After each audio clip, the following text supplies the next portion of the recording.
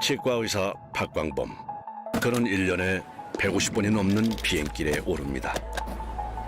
전 세계 100여 개국에서 메가젠 임플란트를 찾으시거든요. 이제 수입하던 임플란트를 넘어 수출하는 임플란트로. 메가젠은 지금 K 임플란트의 자부심을 키우고 있습니다.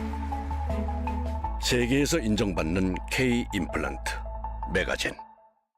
메가젠과 함께하는 치인신보TV 온라인 강의, 이번 달 강의를 맡게 된 윤정훈이라고 합니다. 저는 수원에서 개원을 하고 있고요. 아마 제 기억에 한 2년 전에 그 온라인 강의를 치인신보TV에서 했던 것 같습니다. 그리고 2년 만에 다시 이제 선생님들 만나 뵙게 돼서 영광으로 생각을 합니다. 오늘 제가 말씀드릴 내용은 그 발치 즉시 식립 시 우리가 기억해야 될 숫자 6가지라는 제목으로 제가 그동안 이제 발치 즉시 식립을 하면서 나름 중요하다고 생각하면서 또한 선생님들께서 좀 더 이렇게 쉽게 기억하실 수 있는 숫자 형태로 해서 증례와 그 다음에 케이스 위주로 증례와 그 다음에 문헌 고찰을 같이 해서 말씀을 드릴까 생각을 합니다. 예, 이렇게 신청이 조기 마감되었다고 연락이 와서 선생님들 성원에 감사를 드립니다. 예, 오늘 강의 내용은 이제 그 주로 증례 위주로 증례를 보면서 그 중간중간에 그 증례에 따른 그 숫자들과 그 다음에 그 문자, 문헌 고찰 이런 것들을 같이 하면서 이렇게 강의를 시작을 하려고 합니다. 그래서 첫 번째 증례를 통해서 이러한 숫자 3가지 정도를 이제 말씀을 드릴까 하고요. 두 번째 증례를 통해서 이제 이러한 숫자들을 1mm 이하, 2mm 이상 이런 숫자들을 좀 말씀을 드릴까 합니다. 아무래도 이제 선생님께서 그 즉시식립이라고 하면 상악전치부가 가장 이제 관심사이시기 때문에 상악전치부를 따로 이제 이렇게 말씀을 좀 드릴까 하고요. 그 다음에 이제 상악전치부라고 하면 또 아무래도 이제 심미적인 문제들이 있기 때문에 그 연조직을 또 따로 떼어놓고 이야기를 드릴 수가 없기 때문에 증례 3번째를 통해서는 그 연조직에 대한 이러한 숫자들에 대해서 좀 말씀을 드릴까 생각을 합니다. 그래서 일단 그 첫 번째 증례는 일반적인 우리가 이제 즉시식립에 그러니까 주로 구치부나 소구치가 되겠지요. 그때 케이스를 가지고 이런 숫자들에 대해서 좀 말씀을 드릴까 생각을 합니다. 첫 번째 증례가 되겠습니다. 환자분이 이제 이렇게 내원을 하셨고요. 여기 포스트가 아마 있었었고요. 그 다음에 이제 치아가 이렇게 파절이 되어서 발치를 하고 이제 즉시식립을 하기로 하였습니다. CT 상황에서 보면 이렇게 바칼 플레이트와 링괄 플레이트는 다 인택트한 상태로 보여지고요. 신경과의 거리가 뭐 그 루트 에이펙스에서 아주 충분치는 않지만 그래도 한 3-4mm 이상 존재하는 걸로 그렇게 보여집니다. 여기 보시면 이렇게 이제 프랙처가 있었던 것이죠. 그래서 이렇게 발치를 했고요. 이 수술을 위해서 우리가 보통 일반적인 수술들은 그 바칼 쪽으로 이렇게 그 플랩을 여는 경우들이 많이 있습니다. 근데 이제 즉시식립은 이제 선생님들 많이 아시다시피 이렇게 플랩리스 수술을 하거나 아니면 이제 제가 주로 제안 드리는 것들은 이제 그 링구알 쪽이나 그 구개 측으로 그러니까 팔라탈 쪽으로 플랩을 열어서 수술을 하는 것들을 일반적으로 권해드립니다. 그래서 여기 같으면 파필라 외 링구알 인시전 플랩이라고 해서 파필라보다 더 안쪽에서 링구알 쪽에서 이제 인시전을 줘서 이렇게 플랩을 열고 그 다음에 수술을 하는 그러한 증례가 되겠습니다. 그래서 이 부분에 대해서는 뒤에 두 번째 증례에서 좀 더 자세하게 설명을 해드리도록 그렇게 하겠습니다. 그래서 이렇게 플랩을 이제 링구알 쪽에서 열게 되면 우리가 일반적으로 이제 즉시식립은 그 대부분 링구알 쪽에서 이제 임플란트를 식립을 하게 되죠. 선생님들 대부분 잘 알고 계실 것이고요. 이렇게 플랩을 열게 되면은 우리가 링구알 클래스트가 이렇게 보여지기 때문에 이 링구알 클래스트를 기준으로 임플란트를 식립하기가 용이해집니다. 그리고 플랩을 열지 않고 플랩리스 수술을 하게 되면은 이제 진지바 탑 부위가 이제 발치바의 식립 기준점이 되겠지요. 이렇게 플랩을 열게 되면 링구알 크레스트가 보여지기 때문에 링구알 크레스트를 기준으로 임플란트 식립 깊이를 가지고 가면 될 것 같습니다. 그래서 이와 같이 드릴링을 하게 되었고요. 그다음에 이제 이렇게 임플란트를 식립을 하게 되었습니다. 일반적인 그 바칼 플레이트가 인텍트 했을 때의 즉시 식립에서 임플란트의 식립 깊이는 링구알 크레스트를 기준으로 대략 서브 크레스탈로 한 2mm, 아니면 그보다 조금 더 깊게 들어가는 것들을 일반적으로 권해드립니다. 여기도 보시면 서브 크레스탈로 이렇게 들어가 있는 것들을 우리가 볼 수가 있죠. 그래서 이제 앞에서 저희가 말씀을 드렸고 선생님들 대부분 아시고 계시다시피 이렇게 즉시 식립에 있어서 우리가 임플란트를 설측이나 혹은 구개측으로 식립을 하게 되고요. 그 이유에 대해서 좀 먼저 알아보도록 하겠습니다. 그래서 첫 번째 기억해야 될 숫자로서 2대 0.5라는 숫자를 좀 기억을 해주시면 좋을 것 같습니다. 문헌을 통해서 그 내용을 좀 살펴보도록 하겠습니다. 우리가 잘 알고 계시는 이제 닥터 린데께서 발치를 하고 나서 그 다음에 그 발치와의 흡수나 이런 것들이 이제 어떻게 일어나는지에 대해서 좀 설명을 한 그러한 그 논문이 되겠습니다. 그 알베올라 본은 이제 우리가 다 알다시피 이렇게 코티칼 본이 있고요. 그 다음에 이제 트라베큘라 본이 있습니다. 그리고 이제 라미나 듀라, 우리말로 치조백선이라고 하죠. 그래서 이것은 그 치아를 발치하고 나면 사라지는 그러한 그 본이 되겠습니다. 그래서 이제 일반적으로 투스 디펜던트 스트럭처라고 이야기를 하고 있죠. 그림으로 보면 그림이 조금 희미해서 죄송합니다만은 치아가 이렇게 있고요. 그 다음에 이 치아 주변에 이렇게 하얗게 보이는 치조백선이죠. 우리 학교 때 다 배웠던 것들이고요. 이것이 이제 라미나 듀라가 되겠고요. 그 다음에 이렇게 발치를 하고 나면은 이 라미나 듀라는 치아가 발치가 됨으로 인해서 이제 사라지게 되는 이제 그러한 조직이 되겠습니다. 그래서 이런 라미나 듀라를 다른 말로 이제 번들본이라고 이야기를 하게 되는데요. 그걸 조금 더 자세하게 살펴보도록 하겠습니다. 이것은 이제 그 알베올라 본에서 보면 그 페론탈 리가멘트가 붙게 되는, 그러니까 PDL 스페이스 바로 옆에 붙어 있는 알베올라 본 부위라고 볼 수가 있겠죠. 그리고 이제 엑스레이 상에서 하얗게 보인다는 의미는 이제 미네랄라이즈드가 많이 되어 있다라는 뜻이 되겠고요. 그리고 이제 좀 더 조직학적인 설명을 드리면 그 샤페스 파이버가 덴틴에서부터 시작을 해서 시멘툼을 지나서 이제 PDL 스페이스를 지나서 본 쪽에 인설션 되어 있는 그 부위를 이제 라미나 듀라, 그 다음에 본의 관점에서 이야기를 하면 이제 번들본이라고 이야기를 할 수가 있겠습니다. 그래서 라미나 듀라는 이제 엑스레이 상으로 보면 라미나 듀라라고 이야기를 하고요. 그 다음에 조직학적으로는 이제 번들본이라고 이야기를 합니다. 그래서 그 조직학 소견을 보면 이 이제 마지널 부위에서의 그 이제 번들본에 대해서 좀 알아보도록 하겠습니다. 그래서 이 부위를 조금 더 확대를 해서 보면 이와 같이 이제 치아가 있고 PDL 스페이스가 있고 이제 이것이 이제 알베올라 본이 되겠고요. 이 알베올라 본의 그 PDL 스페이스 쪽에 있는 가장자리에 붙어 있는 이 부위를 이제 번들본이라고 이야기를 드릴 수가 있겠습니다.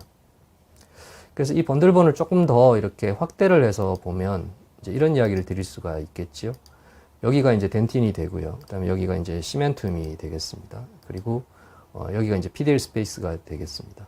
그리고 그 옆에 이제 이 전체가 다 이제 그 라멜라 본이 되겠고요. 그 라멜라 본 중에서도 굉장히 이렇게 하일리 미네랄라이즈 되어 있는 이 부위가 이제 우리가 번들본이다 이렇게 이야기를 드릴 수가 있겠습니다. 그리고 이제 이 번들본을 그 사실 우리가 이제 발치를 하고 나서 그 발치와의 흡수라든지 그 다음에 즉시 식립 임플란트와 관련해서 이제 중요한 부위는 이제 마지널 크레스트 쪽이 되겠지요. 그래서 이 마지널 크레스트 쪽에서의 번들본을 조금 살펴보도록 그렇게 하겠습니다. 먼저 이 링구알 쪽이 되겠습니다. 고배율로 보는 사진이 되겠는데요. 이렇게 보시면 이제 이쪽이 치아가 되겠고요. 그 다음에 여기가 이제 PDL 스페이스가 되겠습니다. 그리고 이제 이쪽이 크레스트가 되겠고요. 이렇게 선으로 보여지는 이 부위가 이제 번들본이라고 말씀을 드릴 수가 있겠습니다. 그래서 이 번들본의 이 두께가 일반적으로 이 PDL 스페이스의 두께하고 비슷하다라고 이야기를 하고 있고요. 그래서 대략 이 PDL 스페이스가 0.2에서 0.3mm 정도가 되었기 때문에 번들본도 대략 그 정도 된다. 그래서 일반적으로 이야기를 할 때는 이제 0.5mm 이하이다. 그래서 링구알 쪽에서의 이 번들본의 두께는 0.5mm 이하이다. 이렇게 이야기를 드릴 수가 있겠습니다. 그리고 이제 바칼 쪽을 좀 살펴보도록 하겠습니다. 바칼 쪽은 이제 이렇게 되어 있고요. 여기가 치아가 되겠고요. 여기가 크레스트 부위고요. 그 다음에 여기가 이제 PDL 스페이스가 되겠지요. 그리고 이제 이 부위가 이제 번들본이 된다라는 것이고요. 이 번들본은 박할 쪽에서는 두께가 2mm 이상이 나오는 경우가 대부분이었다. 이제 이렇게 이야기를 하고 있는 것이지요. 그래서 이러한 번들본, 그러니까 투스 디펜던트 스트럭처는 발치를 하고 나면은 이제 흡수가 되는 것이 이제 일반적으로 알려져 있고요. 그렇기 때문에 전체적으로 박할본은 최소 2mm 이상, 그리고 링구알 쪽에서는 0.5mm 정도의 그 고래 흡수가 일어나게 된다라는 것이죠. 그러니까 이제 협측에서 이제 흡수가 많아지게 되는 이유가 이제 일반적으로 여기에 있습니다. 물론 이제 이러한 번들본의 흡수 이후에 다시 그 협측에서는 그 바깥쪽에 있는 그 서피스에서 안쪽으로 이렇게 아우터 서피스부터 시작하는 또 다른 흡수가 같이 일어난다라고 이야기를 합니다. 그래서 이런 것들을 종합해서 일반적으로 이제 박할 쪽에서 흡수가 많이 일어난다라는 것이죠. 그렇기 때문에 이 논문의 임상적 의미를 좀 살펴보면 즉시 식립을 할 때 우리가 이제 설측이나 뭐 혹은 구개측에 이제 식립을 해야 되는 이유가 뭐냐면 번들본의 양이 박할이 많기 때문에 박할 쪽에 흡수가 많다라는 뜻이고요. 그렇기 때문에 우리가 이제 이런 갭 디스턴스를 좀 크게 해서 이제 이러한 그 발치 후에 일어나는 그 협측의 많은 흡수를 좀 이렇게 벌충을 하는 그러한 것들이 필요하다. 이제 그런 이야기를 드릴 수가 있겠습니다. 예, 다시 그래서 정례로 돌아와서 그렇기 때문에 이제 우리가 임플란트를 이제 그 즉시 식립에서는 이제 설측으로 식립을 하는 것이 좋겠다. 이제 이런 이야기를 드리는 것이고요. 그래서 이와 같이 임플란트가 식립이 되었고요. 만약에 발치화가 이제 협측 골판과 설측 골판 모두가 인택트한 경우라고 하면 일반적으로 이제 앞에서 말씀드린 것처럼 설측 번들본의 흡수가 이제 적기 때문에 임플란트를 뭐 그 보철적으로 허용 가능한 범위 내에 있으니까 너무 지나치게 링구알로 가는 것들은 좋지는 않지만 뭐 소구치라든지 전치부와 같이 이제 이렇게 바코 링구알로 다이아메터가 적은 발치화라면 사실은 거의 설측 골판에 붙이는 것도 가능한 것이고요. 그 다음에 경우에 따라서는 설측에서 한 0.5mm 정도의 갭을 두고 임플란트를 식립하는 것들이 이제 좋겠다. 이제 이런 이야기를 드릴 수가 있겠고요. 그 다음에 이제 협측은 여기에서부터 이제 흡수가 많이 일어날 것이기 때문에 가능하면 이 갭 디스턴스를 조금 크게 가지고 가는 것이 좋겠다. 이런 말씀을 드리는 것입니다. 이제 간혹 저희가 연수회라든지 이런 것들을 하다가 보면 선생님들께서 갭 디스턴스가 2mm이고 2mm 이하라면 이제 본그랍트를 하지 않아도 된다. 이제 이런 개념들을 대부분 가지고 계시기 때문에 이제 이 갭을 갖다가 2mm 이하로 자꾸 붙이시려고 하시는 그런 이제 생각을 하시는 선생님들도 계시는데요. 이제 그렇게 하게 되면 나중에 이제 박할 쪽에 흡수가 많이 일어나면서 스레드가 노출된다든지 문제가 될 수가 있습니다. 그래서 가능하면 허용 가능한 범위 내에서 이 갭 디스턴스를 좀 크게 가지고 가는 것들이 중요하다. 이제 이런 말씀을 드리고 싶습니다. 그래서 이렇게 식립을 하고 나서 이제 75 정도의 ISQ 밸류가 나왔고요. 그 다음에 이제 이 갭은 이제 본그раф트를 하게 되겠죠. 이제 이와 같이 본그раф트를 하게 되었습니다. 그래서 이 본그раф트에 대한 설명을 조금 드리도록 하겠습니다. 그래서 이때 이제 고리식을 하게 될 때 발치화 내의 고리식은 그 상부, 그러니까 코로날 쪽에 한 3분의 1 정도만 해줘도 된다라는 것이죠.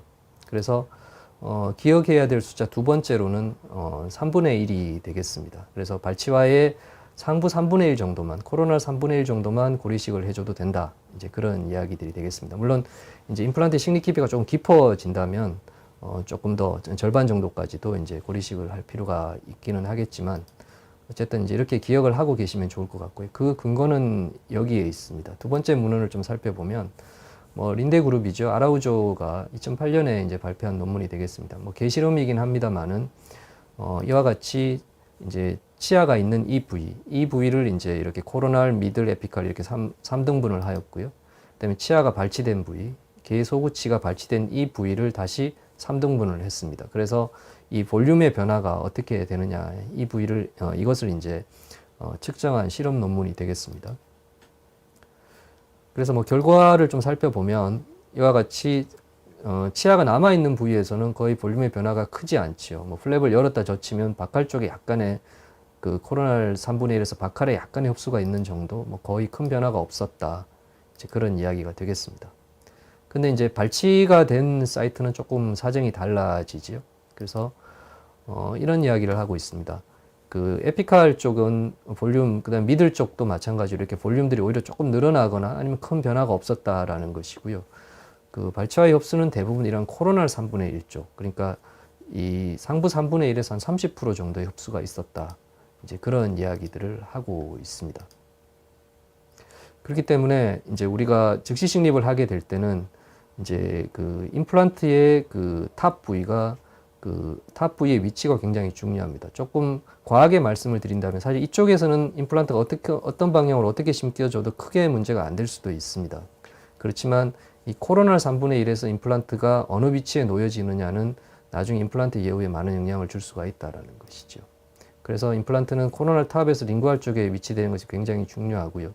그리고 이와 같이 코로날 3분의 1에서 대부분의 흡수가 일어나기 때문에 우리가 골 이식을 한다면은 이 부위에 주로 해주는 것들이 좋겠다. 이제 그런 이야기를 드릴 수가 있겠습니다.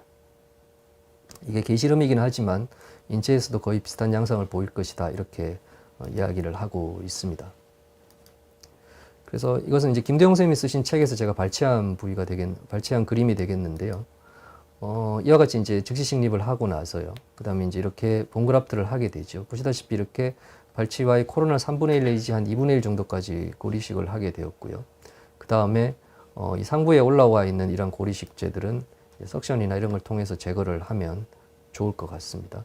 물론 뭐 이것도 그냥 남겨둬서 이렇게 그 연조직에 이제 인베이드 되는 뭐 타나우 같이 이렇게 더블 존 테크닉이라고 이야기를 해서 그래서 연조직의 볼륨을 유지하는 데 도움이 된다 이런 이야기도 하고 있지만 일반적이라면 이제 이렇게 크레스트 이상으로 넘어오는 본들은 거의 흡수가 되는 경우들이 많기 때문에 석션을 통해서 이제 제거를 해주는 것들이 일반적으로 권해드리는 방법들이고요. 그 다음에 이제 뭐 이렇게 힐링을 넣고 콜라 테이프를 넣고 이렇게 마무리를 하면 되겠습니다. 그래서 이와 같이 상부에서만 이제 그 본그раф트를 해줘도 이제 크게 문제가 없고 볼륨을 유지하는데 크게 문제는 없다라는 것이고요. 그 다음에 이러한 것들이 이제 임상적으로는 수술을 할 때 고리식을 굉장히 편하게 할 수 있다라는 것입니다. 이렇게 그 하반까지 이렇게 밀어 넣거나 이제 꼭 그런 과정들이 필요하지 않는 경우들이 많기 때문에 이런 경우에는 이제 임상을 좀 더 쉽게 해줄 수 있다 이런 이야기가 되겠습니다. 그래서 논문의 임상적인 의미는 이제 본그раф트는 상부 3분의 1만 그리고 고리식을 조금 더 용이하게 할 수 있는 방법이 이제 이렇게 되겠다라는 것이고요. 뭐 고리식재는 이제 그 잘 녹지 않는 슬로우 그 리접션이 되는 뭐 보바인 본이라든지 BCP라든지 이런 것들을 주로 사용하시면 될 것 같습니다. 예, 다시 증례로 돌아와서 그래서 이와 같이 본그раф트를 하고 나서는 이렇게 상부에 이렇게 그 바이오콜 테크닉에 의해서 이 콜라겐 매트릭스가 되겠습니다. 콜라겐 매트릭스를 덮고 그 다음에 그것을 유지하는 이런 슈처들을 이렇게 해주고 그래서 이렇게 개방창 형태로 그러니까 플랩을 다 닫아서 뭐 프라이머리 클로즈를 한다든지 이런 것들이 아니라 이런 개방창 형태로 힐링을 시켜주시면 결과들이 좋다 이런 말씀을 드릴 수가 있겠습니다. 이 바이오콜 테크닉은요, 그 스칼라가 1999년에 책을 통해서 발표한 이야기가 되겠는데, 원래는 이제 발치와 보존수 때문에 나온 이야기가 되겠습니다. 그래서 발치를 하고, 그 다음에 소켓워를 퍼포레이션해서 브리딩을 만들고, 거기에 이제 DBBM 같은 그 보바인 그 제노그раф트를 갖다가 넣고, 그 다음에 이제 이렇게 콜라겐 매트릭스를 그 위 상부에다가 이렇게 깔아주게 되는 것이죠. 그 다음에 이제 호리존탈 매트리스 슈처 그리고 그 위에 이제 아이소덴트라고 하는 요즘은 잘 사용하지 않는 것 같습니다만은 그 티슈 그 시멘트 같은 이러한 물질들로 이제 그 콜라겐 매트릭스를 약간 이렇게 단단하게 만들어주고 그 위에 이제 오베이트 파닉을 이제 올려주는 이것들이 이제 기본적인 개념이 되겠습니다. 이런 형태가 되는 것이죠. 이것들을 이제 그 뭐 닥터 하야시라든지 여러 선생님들께서 이제 즉시 식립을 하는 과정에서 이렇게 응용을 해서 이제 사용을 하고 있습니다. 저도 마찬가지고요. 그래서 이제 임플란트는 이렇게 식립이 되었습니다. 뭐 수술 직후에 보시면 이렇게 바깥쪽에 본그раф트 잘 되어 있고요. 임플란트 주변으로 본들이 잘 유지가 되고 있습니다. 그래서 파노라마 사진이 되겠고요. 그 다음에 주변 연조직의 이제 그럼 힐링 과정, 우리가 이렇게 개방 그 창으로 이렇게 힐링을 시킬 때 연조직 힐링들이 이제 어떻게 일어나며 또한 감염은 과연 되지 않는 것인가 이제 이런 부분들에 대해서 좀 설명을 해드리도록 하겠습니다. 사진으로 제가 보면서 설명을 해드리겠습니다. 이와 같이 이제 수술 직후에 다음 날이 되겠네요. 이때 이제 이렇게 힐링이 일어나고 있죠. 콜라 테이프들이 아직도 좀 보이고 있고요. 그 그다음에 한 일주일 정도 지났을 때, 8일 정도 지났을 때 보면 주변에 콜라 테이프들이 조금씩 남아 있고, 그다음에 연조직들, 상피들이 이렇게 조금씩 자라 들어오는 양상들을 우리가 볼 수가 있습니다. 그리고 한 발사를 하고 한 2주 정도 지났을 때 사진이죠. 거의 이제 상피들이 다 이렇게 자라 들어와 있는 것들을 볼 수가 있습니다. 이 바코링구알 쪽으로 이 소구치 같은 경우에는 이제 좀 작기 때문에 조금 더 상피들이 일찍 덮이는 것 같습니다. 그리고 한 22일, 한 3주 전후 지났을 때 상피들이 이제 완전히 채워서 좀 더 안정적인 상태를 보여주고 있습니다. 그래서 이제 세 번째 우리가 이제 기억해야 될 숫자는 우리가 개방창으로 이제 즉시 식립을 하였을 때 그 주변의 상피가 대략 한 3주 내외, 발치와의 크기에 따라 조금 다르겠지만 3주 내외로 이제 발치와를 덮어주게 된다라는 것이고요. 그래서 이 기억해야 될 숫자 세 번째로는 3주가 되겠습니다. 그래서 이때까지 우리가 발치와를 잘 드레싱을 한다든지 해주게 되면 이제 감염의 가능성들을 거의 줄일 수가 있다. 이제 그런 이야기가 되겠습니다. 그래서 여기에 대한 문헌을 좀 살펴보도록 하겠습니다. 암너가 이제 69년에 발표한 논문이 되겠는데요. 이제 발치와의 힐링에 관한 이야기들이 되겠습니다. 대부분의 발치와의 힐링에 대한 논문들이 거의 비슷한 시퀀스를 가지게 되는데요. 시기적으로의 약간씩의 차이는 있지만 거의 동일한 흐름들을 가지고 있다. 저는 그렇게 생각을 하고 있습니다. 그래서 이 논문을 좀 위주로 살펴보도록 하겠습니다. 먼저 이렇게 발치를 하고 나서 24시간 내에 이제 블러드 클럿이 형성이 되고요. 그 블러드 클럿이 이제 용혈 현상을 통해서 이제 헤몰라이시스 되면서 이제 나중에 뒤에 가서 이제 그라인 티슈로 변해가게 되는데요. 그래서 가장 중요한 것은 발치와의 힐링 혹은 발치 즉시 식립 후의 힐링에 있어서 가장 중요한 과정은 이 부분이 되겠습니다. 그래서 블러드 클럿이 발치와를 채워야 된다라는 것이죠. 그리고 나서 이제 한 2, 3일 정도 지나고 나면은 이제 이 블러드 클럿이 이렇게 위쪽으로 수축이 되면서 그 하방에 이렇게 글라니션 티슈들이 생기게 되는 것입니다. 그리고 한 4일 정도 지났을 때 보면 이제 창상 변연 쪽에서 이렇게 상피 조직들이 조금씩 자라 들어오게 되죠. 제가 앞에서 보여드린 연조직의 힐링 과정에서도 보면 이제 그런 것들 우리가 조금씩 볼 수가 있죠. 그리고 이제 본이 형성되는 시점에서는 이제 이렇게 먼저 파골세포들이 출현하게 되죠. 그래서 파골세포들이 이제 그 기반을 만들어 놓고 나면 이제 발치와가 이제 리모델링이 이제 시작이 된다. 이렇게 말씀을 드릴 수가 있겠습니다. 그리고 한 일주일 정도 지나고 나면은 이제 이렇게 블러드 클럿, 그라니션 티슈, 그 하방에 이제 우리가 잘 알고 계시는 오스테오이드, 린데 그룹에서는 이제 프로비저널 매트릭스라고 하는데요. 이런 것들이 이제 형성이 되면서 이제 본이 본격적으로 발치와에 이제 형성이 되어진다. 이렇게 말씀을 드릴 수가 있겠습니다. 그리고 이제 오늘 말씀드리는 그 세 번째 기억해야 될 숫자와 관계에서는 한 3주 정도 지나고 나면은 이제 창상의 상피화가 거의 진행이 된다라는 것이죠. 그래서 여기에 이제 상피들이 이렇게 이제 거의 발치와를 덮게 되는 그런 과정들이 있게 되고요. 이때가 이제 대략 한 3주 정도 된다. 그래서 이제 제가 3주를 좀 기억해 주십사 이렇게 말씀을 드리고 있습니다.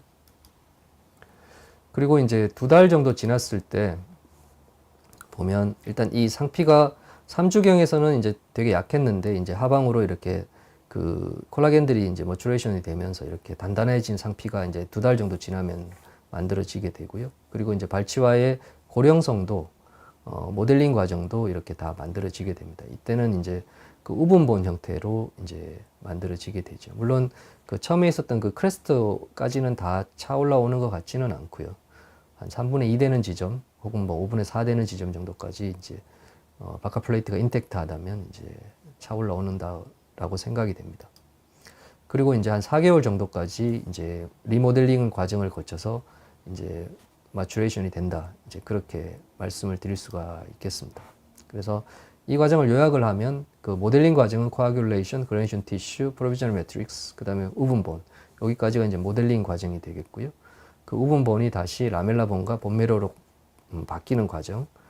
그래서 이 모델링 과정은 한 2달 정도까지 지속이 되고 그 이후에 리모델링 과정이 2달 더 지속이 되어서 한 4달 정도 지났을 때 발치와의 힐링이 어느 정도 완성이 된다.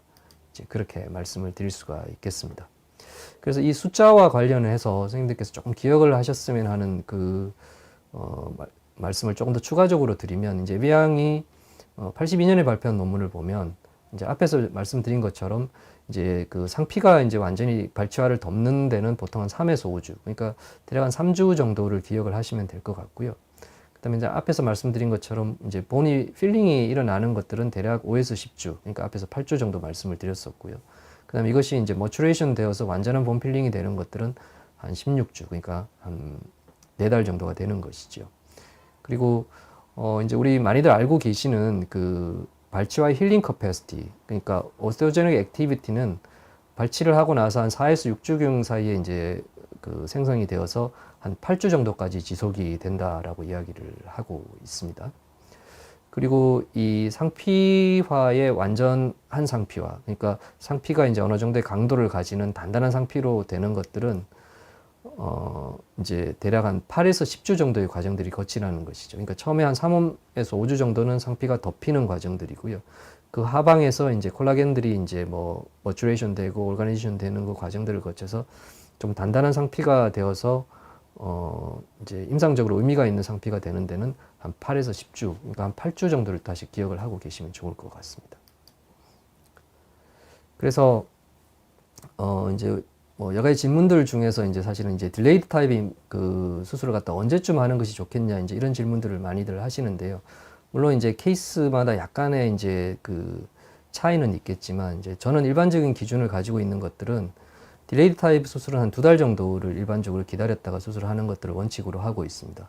그 이유는 이제 앞에서 말씀드린 것처럼 이제 상피가 한 3주 내외에서 덮이기는 하지만 얘네들은 이제 아직까지 이제 약한 그런 상피이기 때문에 이제 만약에 우리가 플랩을 다시 연다든지 GBR을 위해서 연다든지 하게 되면은 이제 다 찢어져 버릴 가능성들, 그런 경우들이 많이 있죠. 아마 선생님들께서도 많이 경험을 하셨을 거라고 생각을 합니다. 그래서 프라이머리 클로즈를 하기가 좀 힘들어지는 것이죠. 그렇기 때문에 그 앞에서 말씀드린 것처럼 상피가 이렇게 머추레이션 되는 기간이 한 8주 정도가 되기 때문에 그 8주 정도, 그러니까 2달 정도를 지나고 나면은 이제 상피들이 좀 이렇게 플랩을 열어도 잘 찢어지지 않고 GBR을 좀 더 이렇게 그 수용할 수 있는 정도의 강도를 가진다, 이제 그런 이야기가 되겠고요. 또 한 가지는 그 발치와의 힐링 커패시티가 한 8주 정도까지 유지가 되기 때문에 이제 이런 것까지도 조금 그 우리가 그 이용을 할 수 있다면 딜레이드 타입의 수술은 한 2달 정도까지 기다려주는 것들이 2달 전후에서 하는 것들이 아마 합당하지 않을까 생각을 합니다. 그리고 만약에 이제 그 이전에 이제 GBR을 동반한 발치와 수술을 해야 된다면은 이때는 이제 프라이머리 클로저가 굉장히 힘들기 때문에 이제 난서머드 GBR이 하시는 것들이 좀 더 합리적이지 않을까, 그렇게 생각을 합니다. 그래서 이 논문을 임상적인 의미를 좀 정리를 하면 결국은 이제 상피가 발치화를 덮는 데는 대략 한 3주 내외의 시간이 걸린다. 물론 우리가 이제 템포럴 힐링을 어버트먼트를 올리게 되면은 그 시간이 조금 더 짧아질 수는 있겠지요. 그러니까 그건 선생님들께서 잘 구분하시면 될 것 같고요. 그렇기 때문에 대략 한 3주 정도까지 발치화를 개방창으로 이제 그 즉시 식립해서 힐링을 시킨다면은 그 발치화의 관리가 중요해서 환자분들을 뭐 일주일에 한 번 정도 이렇게 불러서 드레싱을 해 주신다든지 이제 그런 것들이 필요하겠다, 뭐 그런 이야기들이 되겠습니다. 예, 그래서 다시 정례로 돌아와서 대략 한 달 25일 정도 지나니까 이제 이렇게 주변에 연조직들도 강도를 가질 정도의 이제 깨끗한 그 힐링들을 보여주고 있습니다. 그래서 이제 이렇게 뭐 통법에 따라서 보철물을 완성을 한 그런 케이스가 되겠습니다. 그래서 이렇게 플랩리스 수술을 하게 되면 그 뮤코즈 인지발 정체는 상당히 잘 유지가 되고 있고요. 그것 때문인지는 모르겠지만 그 연조직들도 상당히 안정적으로 유지되는 그런 경향들을 볼 수가 있습니다. 예, 수술 보철하고 나서 이제 주변에 임플란트 주변에 본 상황이 되겠는데요. 임플란트 식립 깊이는 이제 엑스레이 상에서 보면은 인접치에 인터프록시마를 보내서 대략 한 4mm 정도, 즉시 식립 같으면 그래서 최종적으로 한 3mm 정도가 되도록 약간의 흡수들이 일어나게 되면 뭐 그렇게 해서 그 정도의 깊이로 이제 임플란트가 식립되는 것들이 적당한 깊이로 식립이 되었다, 이렇게 말씀을 드릴 수가 있겠습니다. 2년 정도 지났을 때 사진입니다. 뭐 임플란트 주변에 이제 코티칼라이제이션도 잘 일어나고 있는 것 같고요. 그 다음에 임플란트 주변의 본들도 안정적으로 잘 유지되는 양상을 볼 수가 있습니다. 수로 한 2년 6개월 정도 지났을 때 사진이죠. 뭐 괜찮은 양상들을 보여주고 있고요. 예, 한 4년 정도 지났을 때 임상 사진이 되겠습니다. 거의 뭐 이제 안정적으로 이렇게 그 힐링이 일어난 그리고 그것들이 잘 유지가 되는 그런 양상들을 볼 수가 있겠습니다. 예, CT 사진을 보시면 이게 이제 4년 정도 지났을 때 사진이 되겠습니다. 임플란트 주변에 본들이 잘 유지가 되고 있고요. 그렇죠. 그 다음에 이 초진 CT와 비교를 했을 때, 수술 직후의 CT와 비교를 했을 때 보면 이 바칼 쪽의 볼륨이 뭐 약간은 줄어들어 있지만 뭐 임플란트에 영향을 주거나 그렇지는 않은 것 같습니다. 그래서 이런 것들을 우리가 이제 알아볼 수가 있겠습니다. 예. 그래서 이 첫 번째 증례를 통해서 2대 0.5, 3분의 1, 3주 이러한 숫자들에 대해서 선생님들께서 기억을 하시고 또 좀 이해를 하시면 좋겠다 이런 말씀을 드리겠고요. 이제 두 번째 증례는 이제 상악 전치부 증례가 되겠습니다. 예, 이것도 마찬가지로 이제 증례를 통해서 이제 그 임상적 의미들을 숫자들을 좀 살펴보도록 그렇게 하겠습니다. 이제 환자분이 이렇게 내원을 하셨고요. 이제 치료 계획상 그러니까 보험 임플란트를 2개를 해서 이쪽에 브릿지를 만들고 나머지 치아들은 발치를 해서 상악에서요. 발치를 해서 이제 그 파셜 덴처를 하기로 그렇게 계획을 하였습니다. 그래서 이제 그 12번을 제외한 나머지 치아는 다 발치를 했고 환자분이 이제 이것을 살릴 수 없을까 여러 가지 고민을 하시다가 이제 계속 이제 모빌리티가 계속 있어서 이제 최종적으로 이것까지 발치를 하고 이제 임플란트 2개를 식립을 하기로 하였습니다. 치아가 약간 팔라탈 쪽으로 있었기 때문에 이제 이쪽 부위가 약간 꺼져 있는 양상들을 우리가 볼 수가 있습니다. 이렇게 들어와 있는 양상들을 볼 수가 있고요. 그래서 이렇게 치아를 발치를 하고 이제 12번은 즉시 식립, 14번은 이제 딜레이드 타입의 수술을 하게 되었습니다. 그래서 보시면 이제 한 2달 정도 지났기 때문에 연조직의 힐링은 다 일어났지만 발치화 자체는 아직도 이제 그 본들이 이렇게 완전히 차 있지는 않는 그런 것들을 우리가 볼 수가 있고요.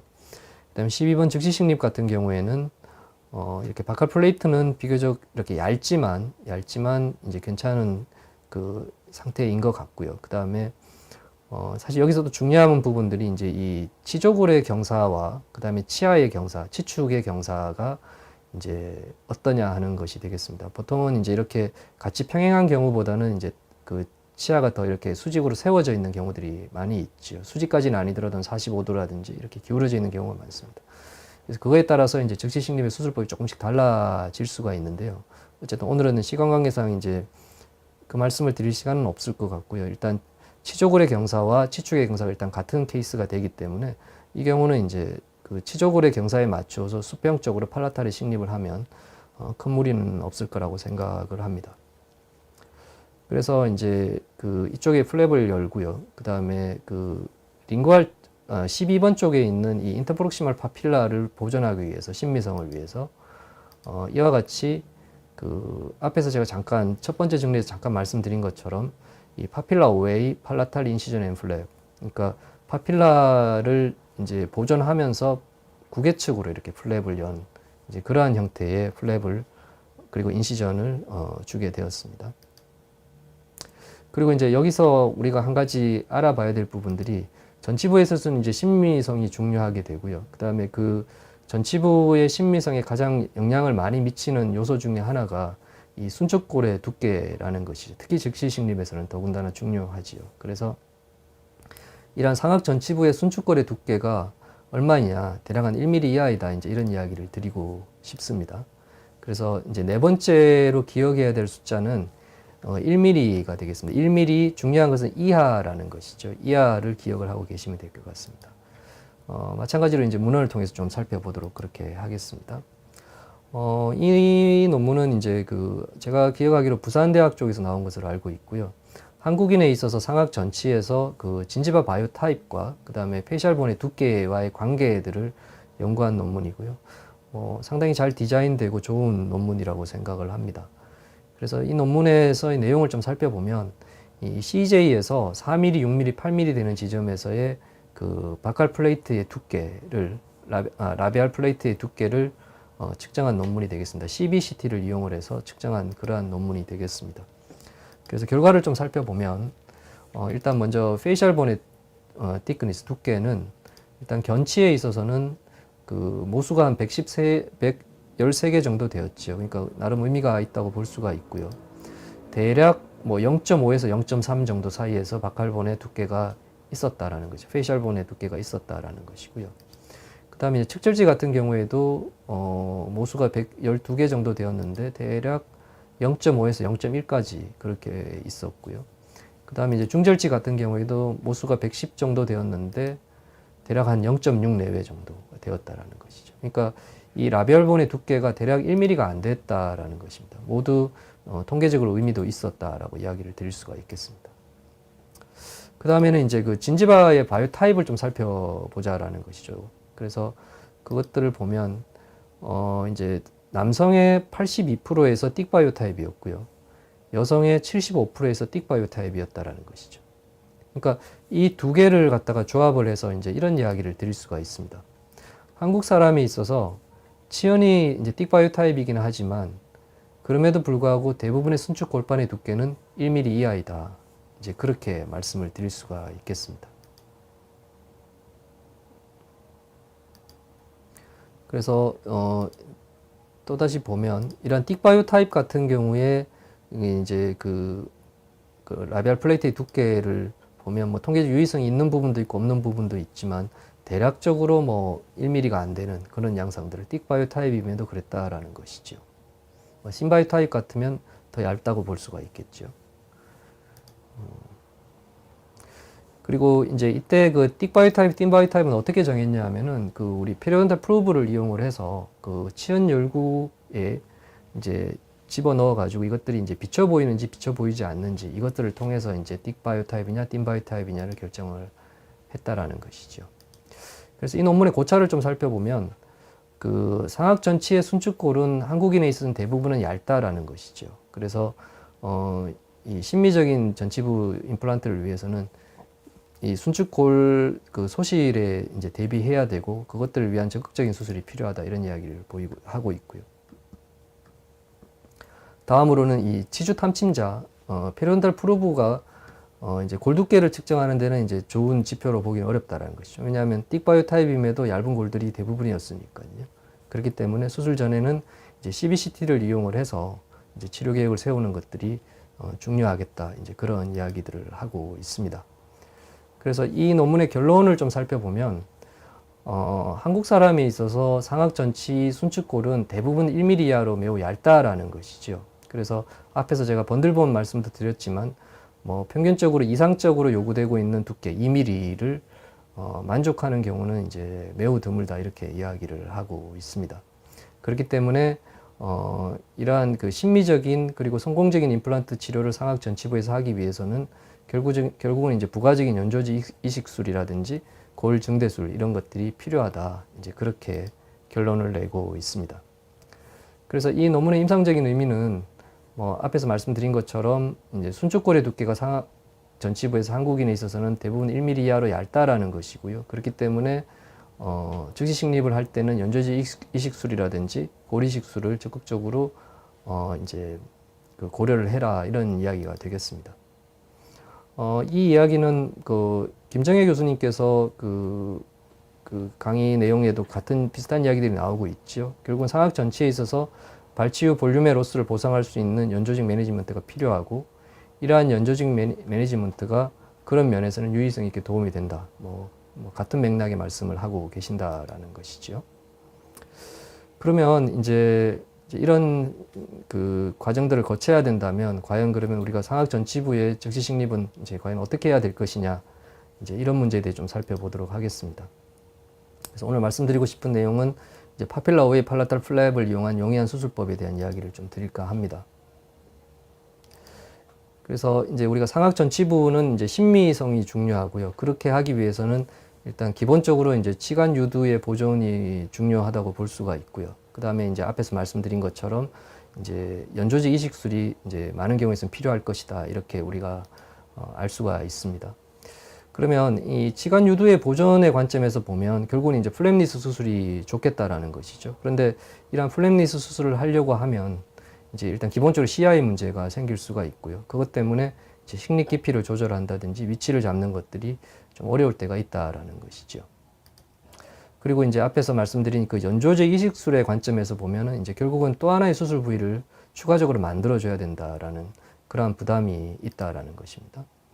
그래서 이러한 치관 유두를 최대한 보존하고 그 다음에 이 연조직 이식술에 있어서 그 수술 부위를 줄일 수 있는, 그러니까 가능하면 수술 부위에서 연조직을 채취할 수 있는, 그러면서 이제 수술 시야를 좋게 하는 그러한 이제 인시전 앤 플랩을 좀 알아보자, 이제 그런 이야기가 되겠습니다. 그래서 파필러웨이 팔라탈 인시전 앤 플랩은 뭐 제가 이제 여러 가지 방법을 쓰다가 이제 나름 이렇게 이름을 붙여서 이제 뭐 선생님들께 말씀도 드리고 저도 이제 이렇게 많이 사용하고 있는 뭐 그냥 제가 개인적으로 붙인 이름이 되겠습니다. 그래서 보시면 이제 이렇게 수술을 하는 것이죠. 앞에서 비슷한 맥락으로 계속 이제 제가 말씀을 드리고 있는데요. 이제 11번에 수술을 해야 되는 경우에 인접하 있는 12번에서부터 이제 이렇게 인시전을 그어 줘서 이제 이렇게 그 21번 부위까지 이렇게 갈 수 있는. 그래서 이것을 이제 말로 설명을 드리면 결국은 절개는 이제 인접한 치아의 구개측 라인 앵글에서 시작을 해서 그 수술 부위에서는 그 파필라의 그 코어 부위, 그러니까 최상 부위에 있는 코어 부위에서 그 부위를 침범하지 않고 약 1mm나 2mm 정도 구개측으로 이렇게 지나서 그 다음에 이제 반대측 인접하고 있는 치아의 라인 앵글까지 연장을 하는. 그리고 나서 이제 전층 판막을 구개측으로 이제 젖히면 되겠다, 이런 이야기가 되는 것이죠. 그리고 이제 만약에 이제 우리가 CTG를 많이 해야 되는 경우라면은 이제 뭐 인접 지하까지 이렇게 좀 더 연장을 하는 그런 것들이 필요하겠다라는 것이죠. 그래서 이제 다시 이 사진을 보면 이 부위가 이제 코어 부위라고 한다면 이제 인접치의 라인 앵글에서 시작을 해서 이제 이렇게 그 임플란트 식립할 부위의 구개측 그 크레스트를 지나서 그 이 코어 부위에서는 한 1mm 정도 구개측으로 인시전 라인이 가는 것들이 중요하고요. 그렇게 해서 이제 반대측 인접치까지 이렇게 인시전을 연장을 하고 그 다음에는 이제 풀 티크니스로 이제 플랩을 구개측으로 젖힌다. 이제 이렇게 말씀을 드릴 수가 있겠습니다. 그러면 이렇게 했을 때 이제 장점이 어떤 것이 있냐면요. 일단 기본적으로는 이제 임플란트는 우리가 구개측으로 식립을 해야 되기 때문에 구개측 크레스트를 보기 때문에 구개측의 식립 깊이라든지 위치 설정이 용이하다. 이제 이렇게 말씀을 드릴 수가 있겠고요. 두 번째는 치관 유두의 탑을 건드리지 않기 때문에 치관 유두의 소실이 슈링키지가 적다라는 것입니다. 그러니까 처음에는 이제 발치를 했기 때문에 기본적으로 치관 유두의 소실이 일간 나타나게 됩니다. 그러다가 이제 시간이 지나면서 이제 원래 높이대로 회복되는 그러한 케이스들을 많이 보고 있습니다. 그다음에 세 번째로는 그 상악전치에서 이제 이렇게 우리 그 코 밑 부위, 그러니까 코 밑에 이제 이렇게 컨케비티가 많은, 함뇨가 많은 그러한 수술 케이스라든지, 그 다음에는 이제 협술폭이 조금, 뭐 이게 측절치라든지, 아니면 이제 그 여성분들 같은 경우에 이제 그 협술폭이 좁은 경우들이 있죠. 이런 경우에는 이제 그 우리가 구개측의 치조골을 삭제한다든지 이렇게 해서 치아 임플란트를 조금 더 이제 구개측으로 옮길 수도 있습니다. 그런 면에서 대응이 용이하고요. 그 다음에는 이제 앞에서 말씀드린 것처럼 이제 이 플랩을 젖힌 쪽에서 이제 CTG를 채취를 할 수 있다라는 것이죠. 그래서 이제 그런 것들이 이제 또 다른 수술 부위를 만들지 않고 수술 부위에서 이제 CTG를 채취할 수 있다, 이런 이야기를 드릴 수가 있겠습니다. 물론 이제 장점만 있는 것은 아니겠죠. 단점을 좀 말씀을 드리면 일단 CTG를 채취하고 나면은 아무래도 구개측 치연이 조금 얇아집니다. 물론 이게 이제 시간이 지나면서 많은 경우에서 회복이 되는 경우가 많지만 어쨌든 얇아질 가능성을 좀 가지고 있고요. 두 번째로는 이제 그 CTG의 채취량이 이제 우리가 구치부 쪽으로 해서 이제 넓게 뛰는 것보다는 아무래도 좀 적다라는 것이고요. 그다음에 마찬가지로 이제 항상 우리가 CTG를 채취할 때는 이제 출혈의 가능성들은 가지고 있다. 이제 그렇게 말씀을 드릴 수가 있겠습니다. 예.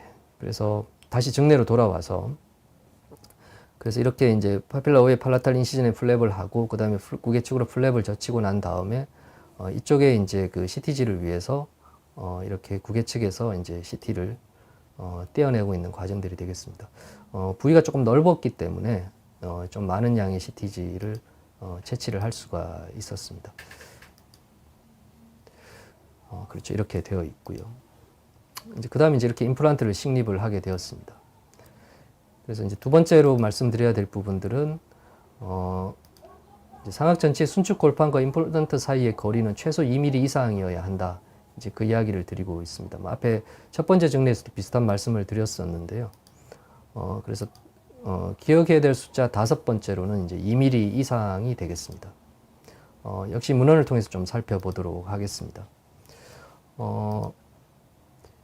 그 피에트롭스키가 67년에 발표한 논문에서 이런 이야기들이 나오게 됩니다. 그 치아를 발치한 그 모델과 그 다음에 그 발치한 모델의 그 컨트롤 라테랄 치아가 존재하고 있는 그 모델에서 이제 그 흡수량을 측정한 것이. 그러니까 만약에 그 21번이 발치가 되었는데 이제 11번이 남아 있는 이제 그러한 모델에서 이제 임플란트가 발치 후에 치아가 발치되고 난 다음에 이제 얼마나 흡수가 되었는지를 측정한 그런 논문이 되겠습니다. 이와 같이 이제 11번이 만약에 이렇게 남아 있고 원래 이제 발치와의 볼륨이 이 정도였다라고 생각이 되면 치아를 발치를 하고 나서 이제 원래 오리지널 볼륨을 옆에 치아에 맞추어서 이렇게 가정을 하고 현재 이렇게 흡수가 되어 있는 정도까지의 그 흡수량을 이제 측정한 그런 논문이 되겠습니다. 그래서 이제 흡수량을 이제 전체적으로 정리를 해보면 하악 같은 경우에 협측에서 한 3.5, 그 다음에 링구알 쪽에서 한 1.7 정도가 흡수가 되었다고 하고요. 그 다음에 그 바칼 상악 같은 경우에도 이제 협측에서 3.6, 그다음에 팔라탈 쪽에서 2.0 이렇게 측정이 되었습니다. 그러니까 우리가 지금까지 이제 협측의 흡수가 많고 하는 부분들은 이제 같은 앞에서 말씀드린 그러한 이야기들과 같은 맥락의 결과들을 볼 수가 있고요. 근데 이제 이 5번째 숫자와 관련해서 이제 여기서 말씀드리고 싶은 거는 뭐냐 하면은 그 상악 전치부에서의 이제 흡수되는 양들을 좀 살펴보자라는 것이죠. 대략 한 3mm 내외 정도의 흡수가 일어난다라고 이 논문에서 이제 이야기를 하고 있습니다. 그러면 이제 우리가 상악 전치부에서 그 수평적으로 이제 어떻게 임플란트를 식립을 해야 되느냐 이제 이 부분에 대해서 이런 논문을 바탕으로 주아노리오가 2011년에 발표한 내용을 좀 보면 이제 앞에 금방 말씀드린 것처럼 상악 전치의 전체 흡수량은 대략 한 3mm 내외 정도라고 볼 수가 있고요. 그 다음에 그 앞에 말씀드린 바칼 플레이트의 두께는 대략 1mm가 안 된다라는 것이죠. 이건 이제 한국인뿐만 아니라 제가 시간 관계상 다른 논문을 잘 못 보여드렸는데 뭐 브라질이라든지 뭐 이런 데서 나온 논문을 봐도 전체적으로 상악 전치의 바칼 플레이트의 두께는 거의 1mm가 안 되는 걸로 되어 있습니다. 그래서 대략 한 1mm라고 우리가 이야기를 했을 때 그러면 이제 흡수가 3mm인데 바칼 플레이트에 1mm가 있다고 보면 그 발치와의 오리지널 볼륨에서 전체 볼륨에서 한 2mm 정도는 침범이 발생해서 흡수가 되어서 들어온다라고 우리가 이야기를 드릴 수가 있겠지요. 그래서 그리고 또한 이제 그 임플란트 주변에서 그 생기는 이제 호리존탈 바이올릭 위스에 의해 가지고 생기는 뭐 익스터널 타입 같으면 소셜리제이션이 생길 수도 있고 하기 때문에 이제 그런 것들 대략 한 1.5mm 정도라고 이야기를 하고 있습니다. 그래서 이런 것들을 고려를 하면 상악 전치에서는 적어도 갭 디스턴스를 그 바칼 플레이트와 임플란트 사이에 2mm 중량은 이상인 것이죠. 2mm 이상을 만들어 주는 것들이 향후 생길 수 있는 발치와의 흡수를 우리가 어느 정도 보충을 할 수 있겠다. 그런 의미에서 이제 이렇게 2mm 이상이라는 숫자가 나오게 되었다. 이렇게 말씀을 드릴 수가 있겠습니다. 그렇죠. 그래서 이제 논문의 임상적인 의미를 정리를 하면 2mm 이상 되는 것들은 갭 디스턴스가 그렇게 되어야 된다라는 것이고요.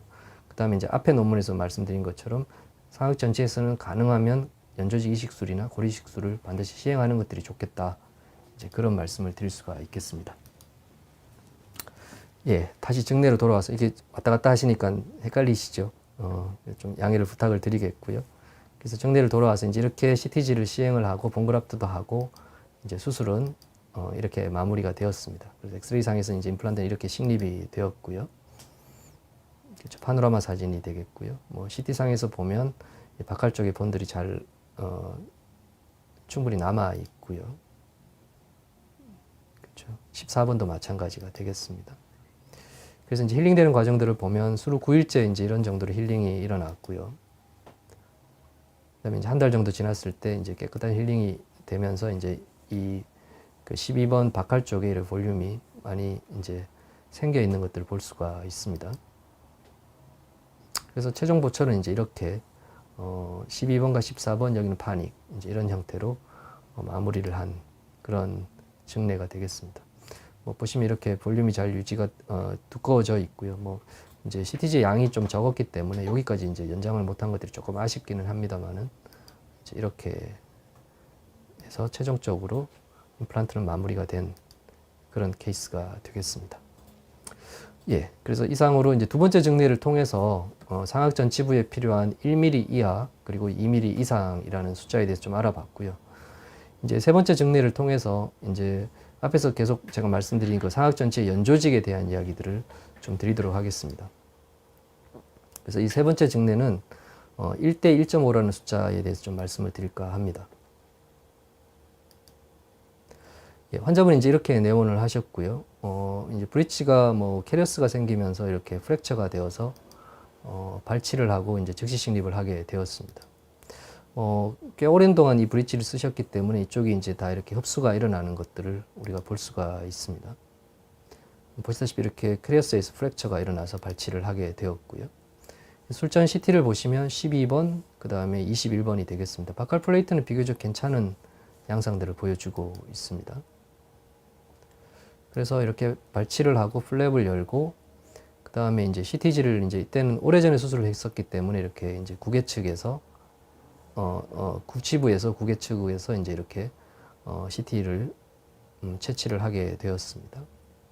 그리고 이제 이렇게 이제 임플란트 드릴링을 해서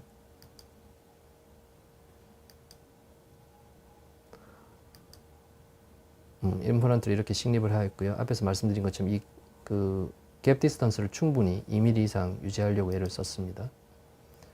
그리고 이제 이와 같이 이제 앞에서 뗐던 CTG를 이렇게 이제 바칼 쪽으로 옮겨서 고정을 시켜주는 그런 과정들이 되겠습니다. 그래서 이 과정에서 이제 제가 말씀드리고 싶은 것들은 이제 상악 전치의 순측 연조굴의 폭이, 연조직의 폭이 넓어야지 그 심미적인 결과를 이제 오랫동안 유지할 수 있다. 이제 그 말씀을 좀 드리고자 합니다. 그래서 이와 관련해서 이제 우리가 기억해야 될 숫자 6번째는 이제 1대 1.5가 되겠습니다. 이것도 역시 이제 문헌으로 좀 살펴보면 아마 선생님께서 많이들 알고 계시는 문헌일 텐데요. 그 노자와가 2006년에 이제 발표한 그 논문이 되겠습니다.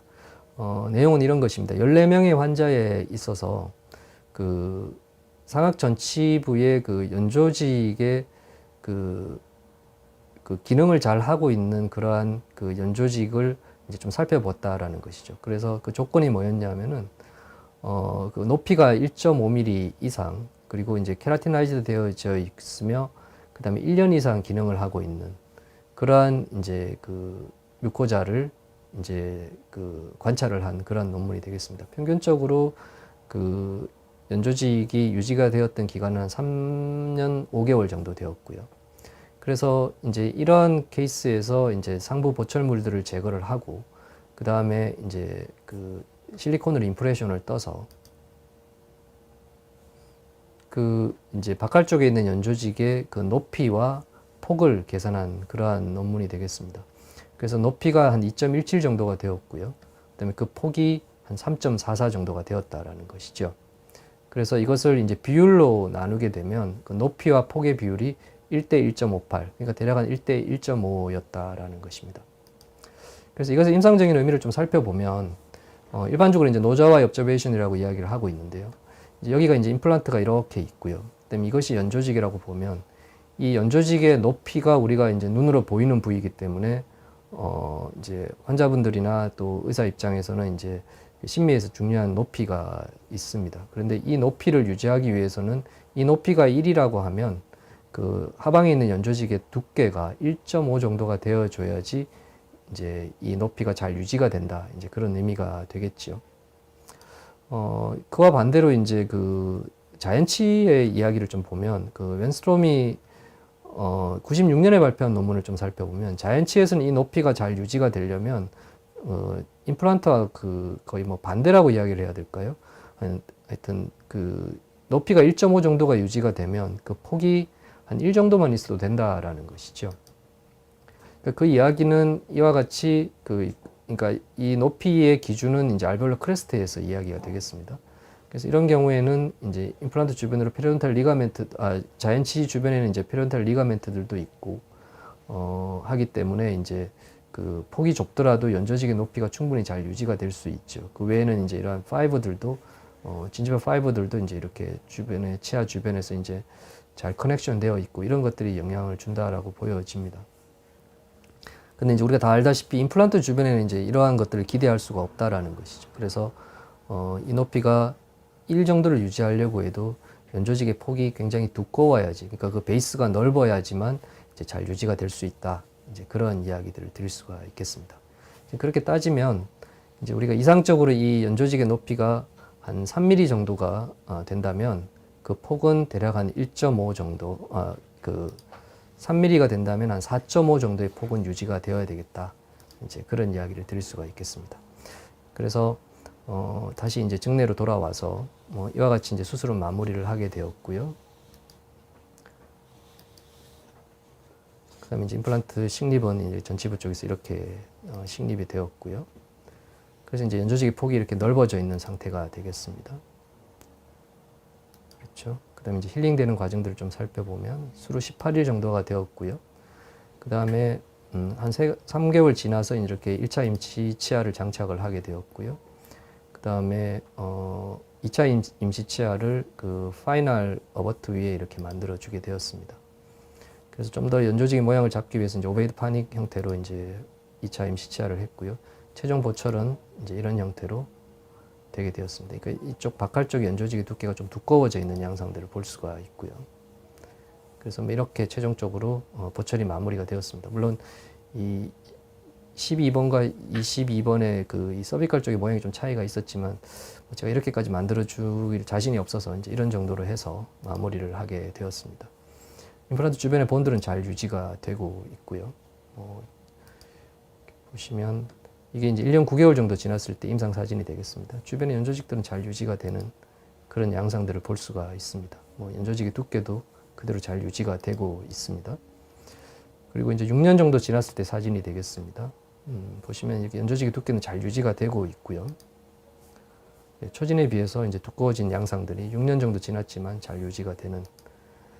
그리고 이렇게 연조직의 두께가 두꺼워져 있을 때 그 연조직의 그 높이도 크게 문제 없이 잘 이제 비교적 6년이면 비교적 이제 오랜 시간인데도 비교적 잘 유지가 되는 그런 양상들을 볼 수가 있습니다.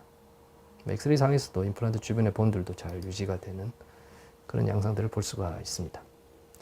예, 이상으로 이제 증례를 통해서 제가 숫자 6가지에 대해서 좀 설명을 해드렸고요. 이제 마지막 증례를 간단히 보면서 이 수치들이 이제 임상적으로 이제 다시 어떻게 적용되는지를 간단하게 살펴보고 강의를 마무리하도록 하겠습니다. 환자분이 이렇게 오셨고요.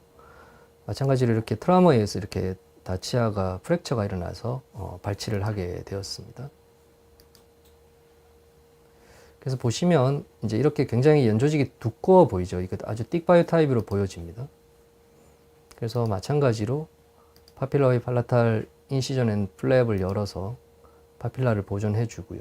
그다음에 발치를 하고 그다음에 이제 박할 쪽의 플랩을 열어 보니까 보시다시피 이렇게 연조직은 되게 두꺼워 보였지만 실제로 플랩을 열게 되면 치조골의 두께가 좀 얇다라는 것이죠. 그래서 우리가 연조직의 두께 그 순측 치조골의 두께는 1mm 이하다라는 것들을 알 수가 있고요.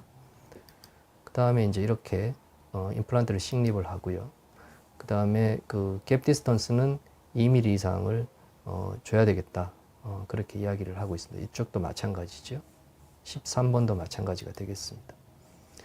그리고 이제 이쪽의 CTG를 위해서 이쪽 팔라탈 플랩에서 CTG를 최대한 채취를 하게 되었죠. 물론 이제 여기는 이제 브릿지 형태이기 때문에 플랩을 여는 부위가 좀 넓어서 조금 더 넓은 그러한 CTG를 채취를 할 수가 있었습니다. 그래서 이 부위를 두껍게 해주는 것들이 연조직의 폭을 두껍게 해주는 것들이 장기적인 예후에 도움이 되겠다. 이제 그런 말씀이 되겠습니다.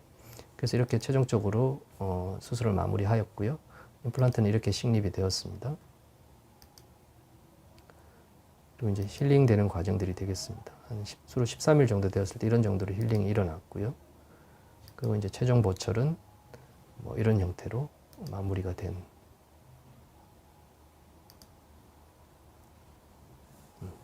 그런 증례가 되겠습니다. 예, 그래서 이상으로 이제 오늘 제가 말씀드릴 내용들은 마무리하도록 하고요. 최종적으로 이제 테이크홈 메시지하고 마무리하도록 그렇게 하겠습니다. 예, 첫 번째로는 그 2대 0.5가 되겠습니다. 이것은 이제 협측과 설측의 본들본의 두께가 되겠습니다. 그래서 협측의 본들본이 두껍기 때문에 우리가 임플란트를 설축으로 식립을 해야 된다는 뜻이고요. 그 다음에 3분의 1이 되겠습니다. 이것은 이제 발치와의 고리식은 코로나를 3분의 1 정도만 해줘도 대부분의 흡수가 그쪽에서 일어나기 때문에 괜찮을 것이다. 이렇게 이야기를 드릴 수가 있겠고요. 세 번째는 이제 3주가 되겠습니다. 이것은 이제 발치와의 상피가 덮이는 기간이 되겠죠. 그래서 우리가 개방창으로 즉시 식립을 하고 힐링을 시킬 때 한 3주 정도까지 이제 조심을 해서 드레싱을 한다든지 하면 되겠다. 이런 이야기를 드리는 것이고요. 그 다음에 이제 1mm 이하이죠. 1mm 이하는 이제 상악 전치부의 순주골의 두께가 대략 한 1mm 이하다. 이렇게 말씀을 드릴 수가 있고요. 그 다음에 2mm 이상은 이상이 되겠죠. 이때는 이제 상악 전치에서 그 즉시 식립을 할 때 갭 디스턴스는 2mm 이상이어야 한다. 이렇게 말씀을 드릴 수가 있습니다. 그리고 이제 마지막으로 그 상악 전치부에서 연조직의 그 높이와 폭, 그러니까 오랫동안 심미적인 상태를 유지할 수 있는 그 연조직의 높이와 폭은 대략 한 1대 1.5다 이런 이야기죠. 그래서 실질적으로 뭐 이걸 길이를 재어서 이렇게 하기는 힘들고요. 이제 개념적으로는 이제 연조직의 두께를 좀 그 협축으로 두껍게, 순축으로 두껍게 만들어 주는 것들이 중요하겠다. 그런 이야기를 드릴 수가 있겠습니다. 예, 경청해 주셔서 감사합니다. 식각의 중심 채널 치유신보 TV